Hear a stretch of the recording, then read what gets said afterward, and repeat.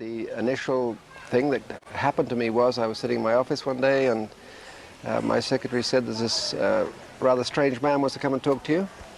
He wasn't that strange. Anyway, he came in, and my research fellow was in the same room, who's a lady, and this man sat down and said, "I'm Isaac Tigert," and I said, "Yes," and so what, sort of thing.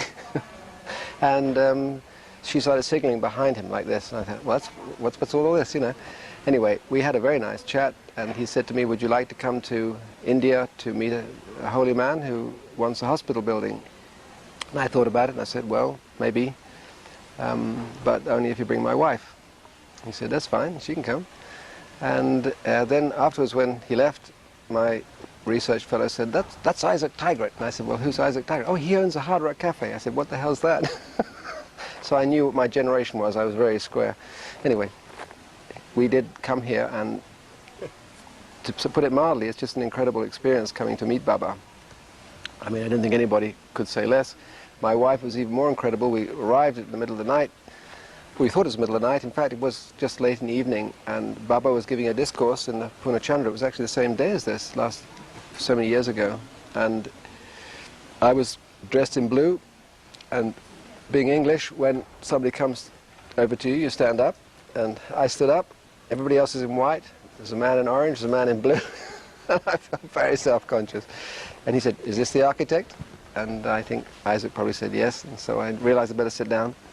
Anyway, we had an interview the next morning, and my wife said, "I've never got up at 5:30 in the morning in my life."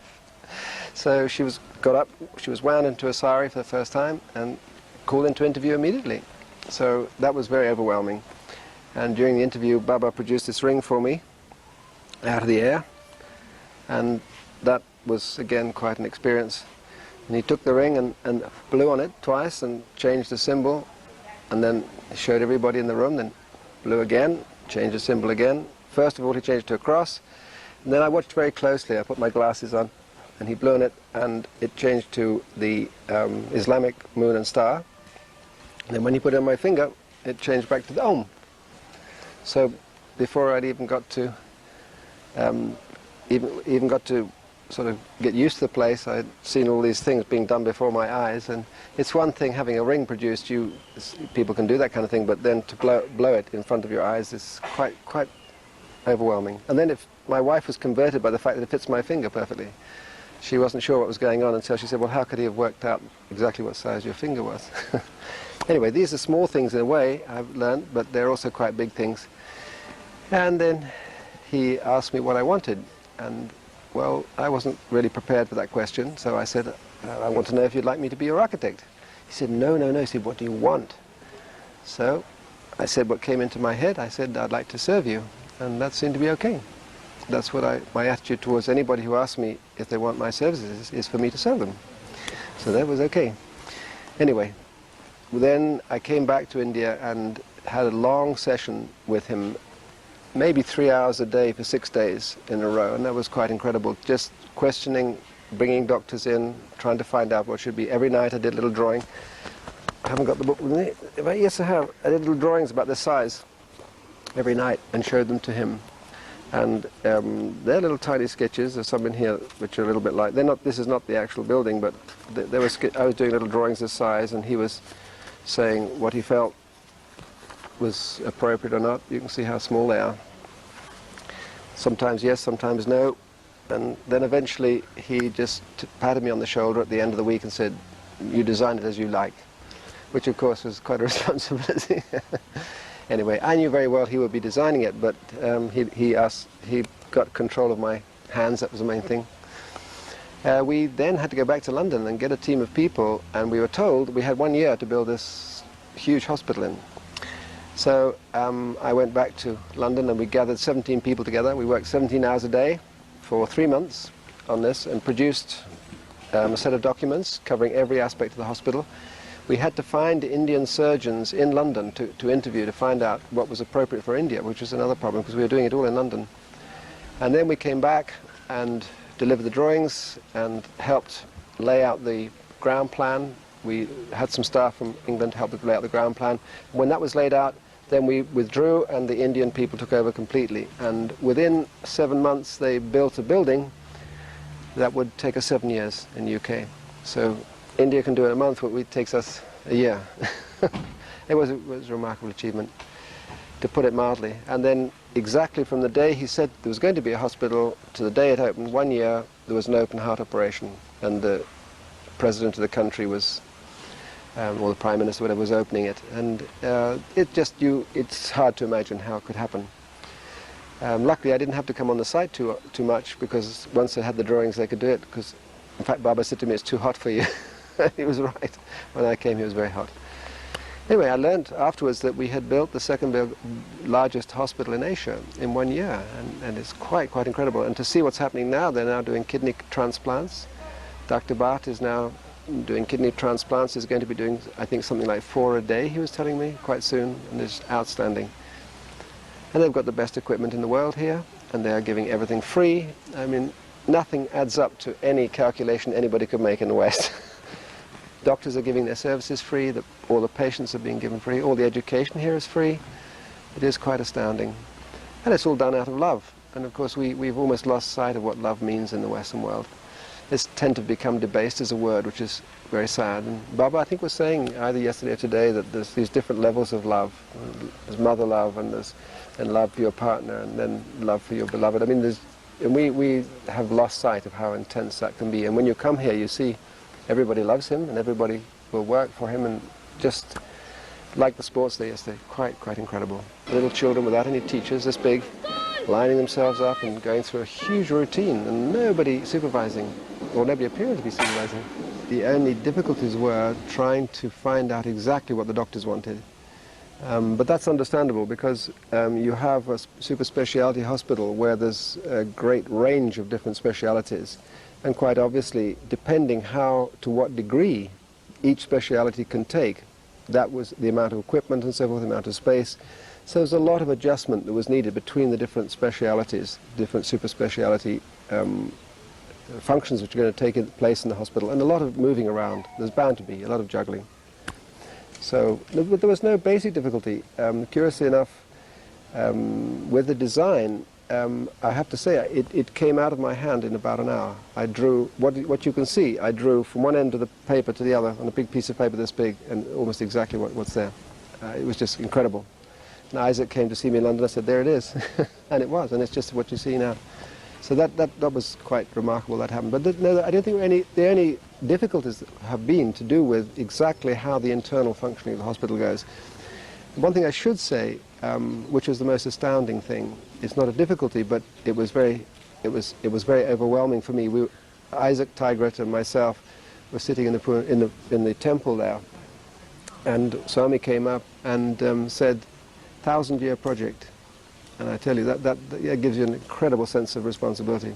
So then we also asked him about whether it was always going to be Western medicine, whether it was always going to be surgery and these things. He said, "No, it will evolve toward Ayurvedic." So with 1,000 years, there's plenty of time. It'll get there. But it's an amazing idea that whatever the movements and the placing of things that are happening in the hospital now, it'll go through many transformations. The building will remain, but the way that medicine is done inside it will probably go through many transformations. But at the moment, they've got the best people in the world working there, the top surgeons of the world. I mean, Baba wanted them.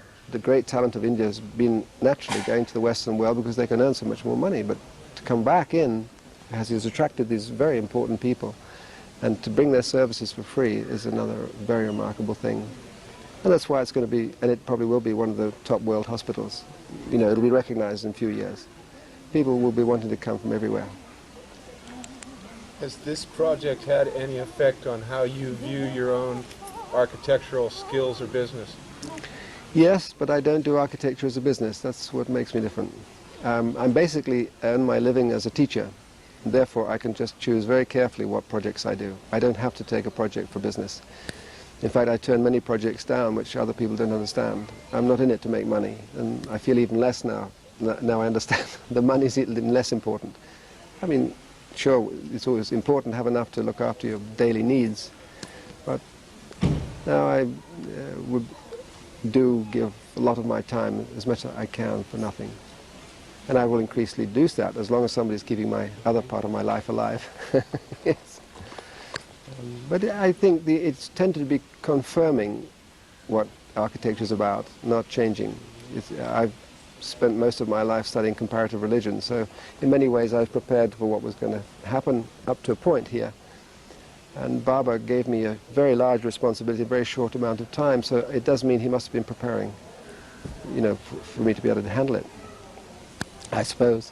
Anyway, it happened, there it is, and if I come back in 1,000 years, which I would like not to have to do, I hope it'll still be there. Incomparable would be the word. It doesn't. There's no way it can compare. Preparation for it may be the fact that I worked for J. Krishnamurti before, and I spent quite a lot of time with him in an interview, and we built 2 buildings for him in England, and he said it was the most successful project he'd ever been involved with architecturally, which is very nice. No, I shouldn't say that. He died before the project was finished, but the lady who was his companion said that it was the most successful one that they had done. So I think probably working with Krishnamurti was a preparation for coming here, maybe. But my attitude towards architecture is exactly, as I was saying in the interview, that the architect is there to serve an idea which is bigger than himself. And if you don't take that attitude, then you're into egotecture. There are plenty of those around. You know, sadly, architecture in the Western world has become a matter of how much money you can make, what perverse forms you can make, so that everybody puts you in the magazines, and it's very sad. Baba's talked about a 180-degree change, and that's what this building's about too, because they talk about function. You've got function just happens down here in Western architecture. There's 3 functions that have been thrown out. The second function, they talk about function. Mechanical function is all what modern Western architecture claims to do, and then there's a psychological function which has been neglected. There's the cultural, intellectual functions being neglected, and there's a spiritual function. So if we've done anything here, we've tried to bring these 3 back into the agenda, so that what you see, first thing you see is beauty. What do you go for? You see a beautiful flower garden, you go for that. So you want to go to the hospital because it's beautiful. First function. Now, in the West, nobody would understand that. No, well, not quite fair, but they would say it was sentimental or something silly like that. But first thing, you want to be attracted to get better. The first thing for any ill person is you must have a reason for getting better. And beauty is a reason, and love is a reason for getting better. Then, if you haven't a reason for getting better, it doesn't matter what they do. They cut you, put you, this, chemicals, nothing's going to help. So the first thing the building must help you do is to say, yes, life is worth living, there's more to have, there's more to get on with. And then you lend yourself to a process. Most people mend themselves. The doctors are there just to help.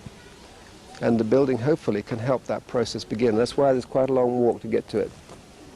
And the building comes and embraces you. And the big dome is Swami's heart. Anyway, another thing I just thought would be nice to say, what a wonderful garden we've got here. This is on the ashram, and I just think it's, whoever puts this kind of thing together does it out of love, and it's just a beautiful place to be. So whoever's watching this film, come here. Is that enough?